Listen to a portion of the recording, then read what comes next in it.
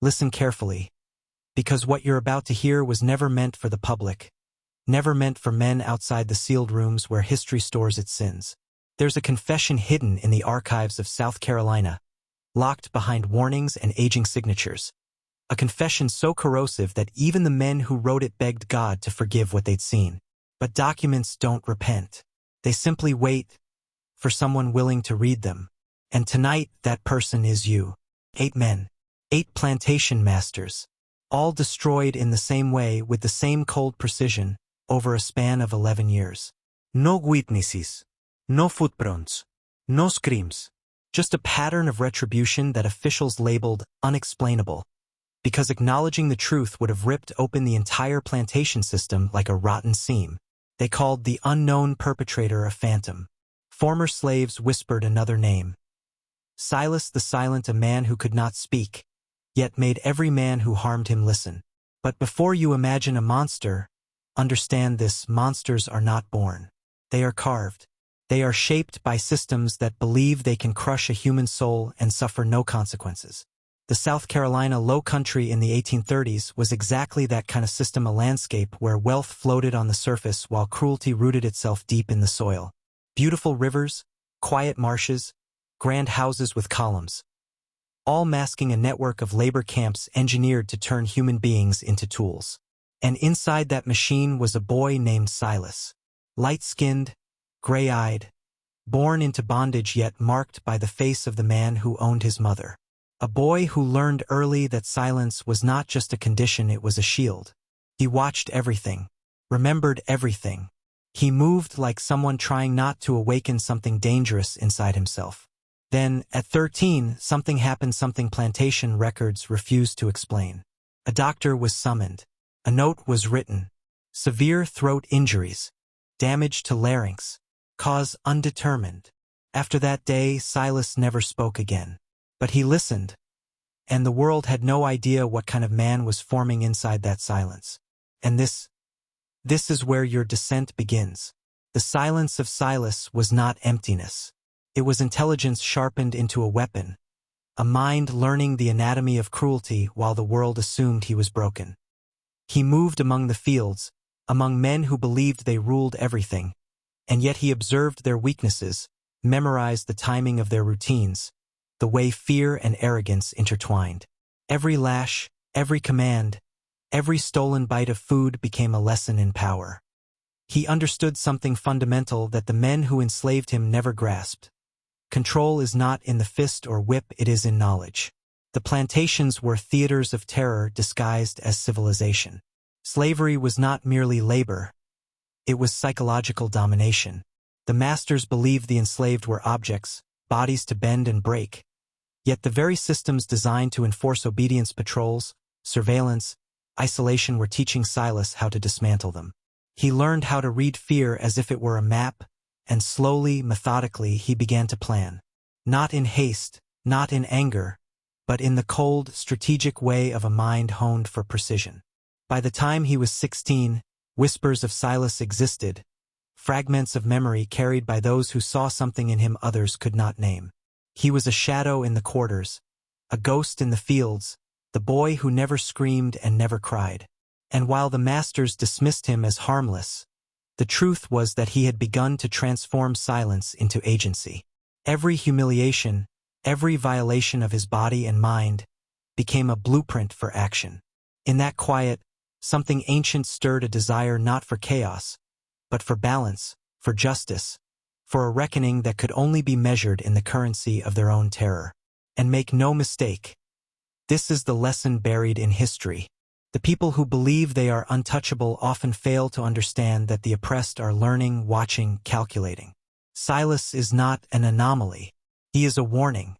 He is proof that systems of control create the very resistance they fear. Every lash, every command, every punishment planted the seeds of a vendetta that would one day bloom with surgical precision. Here is where most men stop looking.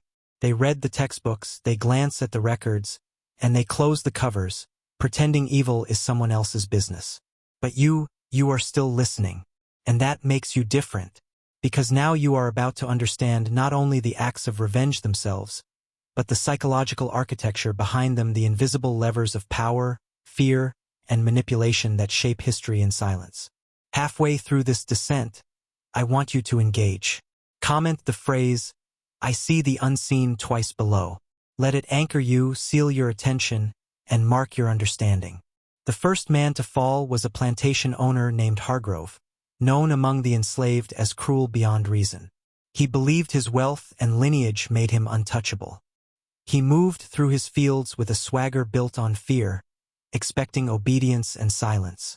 But the same system that allowed him to terrorize others had blind spots, gaps that only someone who endured the brutality from the inside could see. Silas knew every corridor, every unlocked door, every routine. He waited. He observed. The act itself was surgical, deliberate. No witnesses, no panic beyond the initial realization. Hargrove woke to discover that his power had been stripped in a way that mirrored the violations he had inflicted on those under him. It was precision, not rage. It was the language of vengeance spoken in a dialect the masters could not understand, a dialect built on their own arrogance and underestimation of the enslaved. In that moment, Silas transformed from silent observer into an active force. Every subsequent act would follow the same careful methodology. But this is not merely a story of revenge. It is a story of the architecture of fear and control, how systems designed to dominate create blind spots, how power is often its own undoing. Silas learned that it was not brute strength that dismantled these men. It was patience, intelligence, and understanding the psychology of terror. The masters, accustomed to being gods within their estates, had never been confronted with a mind that understood fear from the bottom up. The pattern emerged quickly. Each act followed a sequence that seemed random to outsiders, but each was deliberate, tied directly to the specific cruelty Silas had endured. It was not chaos. It was justice encoded into ritual. He became a ghost story whispered in quarters and kitchens, a name too dangerous to speak aloud, yet impossible to forget. Other enslaved people watched him with awe and fear, recognizing in his silence a power they themselves had been denied. By the time the second and third masters fell, authorities were unnerved but had no clues. They assumed an unknown assailant, a phantom. They did not comprehend that the true threat was born from the very system they sought to preserve, a boy forged by cruelty, refined by observation, and tempered by the impossibility of speaking the words he most needed to utter. Understand this: the tale of Silas is not only a historical account. It is a study in human psychology, in manipulation, in the subtle but devastating ways control can be dismantled by those it seeks to suppress. Every man who underestimated him became proof of a principle older than America itself. Those who wield terror will eventually create the force that wields it back. By the time Silas moved on to the fourth master, something had changed in the air of the Low Country. Whispers had begun, subtle and cautious, among the enslaved and even in the servants' quarters. Fear had a new teacher, and the name Silas was its lesson. He no longer needed to hide in shadows the way a child hides from punishment. Now, he moved with the confidence of a mind that understood the rules others followed blindly and knew exactly how to bend them. This phase of his vengeance was no longer merely personal, it was systematic. Silas understood the psychology of repetition.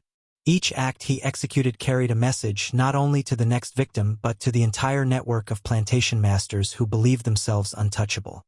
The cruelty they had practiced for generations had blind spots, and he exploited them with surgical precision. The world had assumed silence meant submission. He had turned silence into an instrument of terror. Consider the stakes. The Low Country in the 1830s was a society engineered for surveillance. Armed patrols, written passes, secret codes and songs. Spies disguised as free men, the enslavers had perfected a system designed to crush defiance before it could even take shape. Yet, in that system, Silas found the contradictions. He found the moments when discipline became predictability, when oppression created patterns he could anticipate, and when arrogance became a vulnerability. Each master's routine, each assumption about obedience, each unchallenged act of cruelty, he memorized them all. And then he struck, not in anger, not in chaos, but in a rhythm that echoed the very structure of the plantation itself, turning their own systems against them. Those who had been instruments of terror found themselves powerless against the quiet man they had never fully understood. Their wealth, their lineage, their pride meaningless against a mind honed in silence. Even the enslaved began to understand the force at work.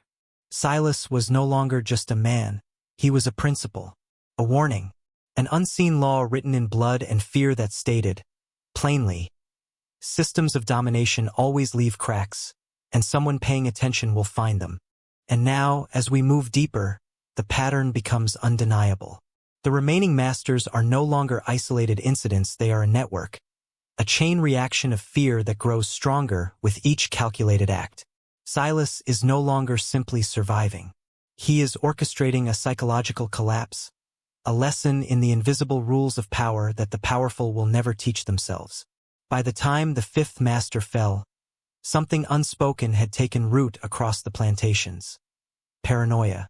The men who once ruled with unquestioned authority began doubting their own senses, questioning doors, locks, even the loyalty of their staff. Silas understood that fear was not simply an emotion, it was a weapon, a form of control that worked both ways. He had learned to wield it with the subtlety of a surgeon, to shape it, to amplify it, until it became unbearable. Each act was no longer just revenge, it was a psychological experiment. The enslaved watched, aware of a force they could neither predict nor explain.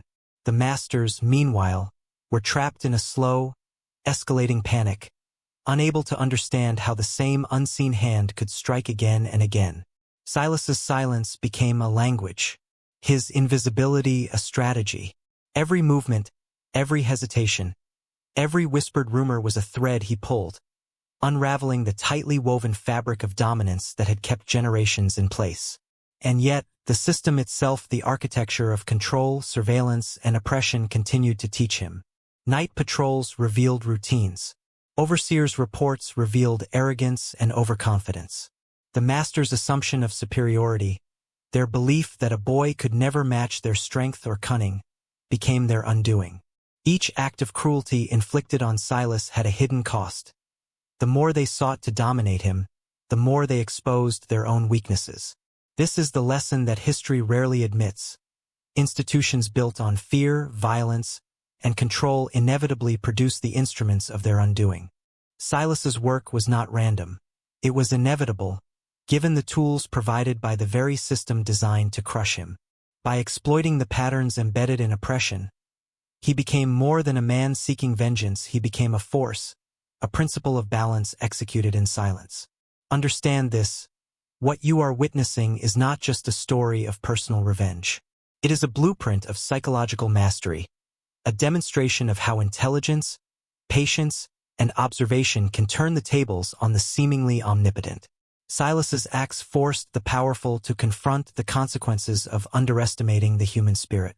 They forced an entire class of men to recognize that arrogance and cruelty are vulnerable when observed with intent. And here I will ask you again to anchor your awareness. Comment the phrase, "I see the unseen" twice below. This is more than engagement, it is a declaration that you are following the descent, that you are seeing patterns hidden from ordinary eyes, that your perception is being sharpened. The sixth and seventh masters were caught in a net they didn't even know existed.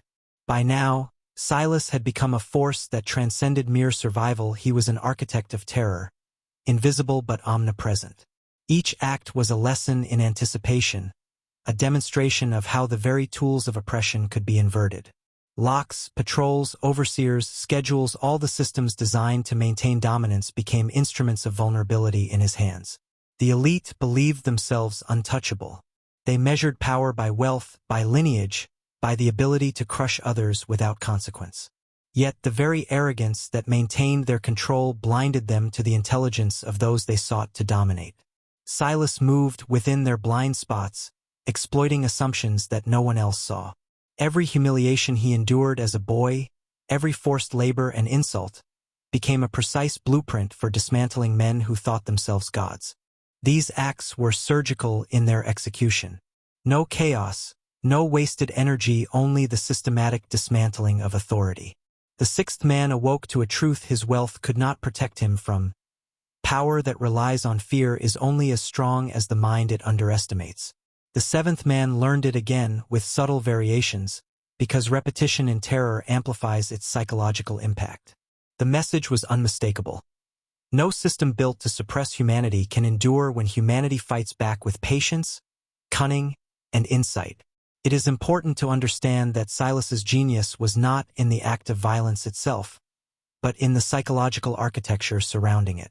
He weaponized observation, memory, and silence. He became a living paradox. A man without voice whose presence spoke louder than screams. A ghost whose terror was more real than the tangible wealth of his oppressors. Those who believed themselves untouchable could not comprehend that he had already transformed their assumptions into his tools. And the enslaved began to understand something profound. Power is not merely taken. It is learned, understood, and applied strategically. Silas demonstrated that mastery of the mind could outweigh mastery of the body. Each master's downfall became a lesson, not only to those he struck but to every human being who observed silently, waiting for their moment. Now, the stage is set for the final confrontation. The last master is the culmination of a decade-long calculus of vengeance. Here, the stakes are highest, the precision most critical, and the lesson most enduring. The eighth and final master was different. Not because he was kinder he wasn't. Not because he was more powerful though he was. No, he was different because Silas had known him the longest. This man represented the core of the system, the blueprint, the original author of the cruelty that shaped Silas's life. He was the plantation patriarch who oversaw the land where Silas was born, the man who issued orders that broke families, who calculated suffering as easily as he calculated profits. To him, enslaved people were numbers, not names. And yet, in a twist he never recognized, his own actions had trained the mind that would one day confront him. By the time Silas turned his attention to this final target, he was no longer the silent boy moving unnoticed through the fields. He had become an unseen strategist navigating the psychology of an entire region. Fear now hung in the air like humidity, heavy, suffocating, impossible to escape. Plantation owners locked doors, hired extra guards, demanded constant reports, and still, they felt the presence of something closing in. Silas didn't need to speak. The fear he cultivated did the talking for him. This last master sensed it too. For weeks he moved through his estate with jittery haste, checking windows twice, scanning shadows, interrogating overseers. But paranoia is a poison that works from the inside. The more he tried to impose control, the more he revealed the cracks in his confidence. Silas observed it all: the trembling hands, the restless pacing, the sleepless nights. Fear had already defeated the man long before Silas ever laid a hand on him. And that was the lesson Silas had learned best. Domination creates its own downfall. A system built on terror cannot withstand terror turned inward. The final act was not an explosion of rage, it was a quiet, inevitable moment where the master confronted the truth he had spent decades denying. He was not invincible. He was not untouchable. He was merely another man who believed he could brutalize others without consequence. When the deed was done, the plantation elite shattered. They could no longer pretend the attacks were random. They could no longer hide behind arrogance. Their fear spread through the low country like a sickness. Doors stayed locked. Travel ceased. Wealth meant nothing. And the archives, terrified of the implications, sealed the testimonies away, burying the truth beneath silence. But silence is not the same as forgetting. And Silas proved that some truths, once awakened, do not sleep again. When the final master fell, the low country entered a kind of hush that historians struggle to describe. It wasn't the silence of peace, it was the silence after an earthquake, when every structure stands crooked, unsure if the ground will tremble again. Men who once believed themselves untouchable now lived inside a story they could not control, a narrative shaped by the very person they once tried to erase. And that is the part they feared most. Silas had written a counter-history, a hidden chapter that exposed the weakness of their entire world. The official records, those yellow documents sealed away in archives, tell almost nothing. Brief lines, cryptic phrases, no names of the perpetrator, no explanation of the patterns. Just testimonies written by trembling hands and signed by men who desperately needed the government, the church, someone, to restore the illusion of order. But the illusion was gone. The damage wasn't in the physical acts themselves, it was in the psychological fracture. These were men raised to believe hierarchy was divine, domination was natural, and obedience was ordained by God and law. Silas had shattered that belief system one quiet, precise act at a time. Understand something crucial. Institutions fear not rebellion but exposure. Slavery depended on secrecy, on pretending cruelty was normal, on burying human suffering beneath paperwork, rituals, and euphemisms. Silas exposed the whole machinery by proving that someone who had nothing, no voice, no freedom, no recognition could still outmaneuver those who claimed absolute control. He demonstrated that knowledge, observation, and psychological insight were more powerful than any whip or weapon. After the Civil War, freed people whispered his name like a mythic warning. Silas the Silent. Not a ghost, not a monster, something far more dangerous. A man who mastered the psychology of his oppressors. A man who learned to read power the way others read scripture. A man who understood that silence is not always submission. Sometimes silence is strategy. Sometimes it is the birthplace of revolution. And here is where your descent finishes. Not with a scream, but with an awakening. Because the story of Silas is not simply about revenge, it is about perception. Awareness. The capacity to see the architecture behind human behavior, behind institutions, behind history itself. It is about understanding that any system can be dismantled by the very people it seeks to suppress, when they learn to observe with intention and act with precision. Remember this, power is never as permanent as it appears. Control is never as complete as it claims. And those who believe otherwise eventually meet the consequences written by the silent, the patient, the unseen. If you're the kind of man who doesn't look away from the dark corners of history, subscribe. This channel is for those who see what others ignore. Comment, I see the unseen twice to lock this descent into your identity.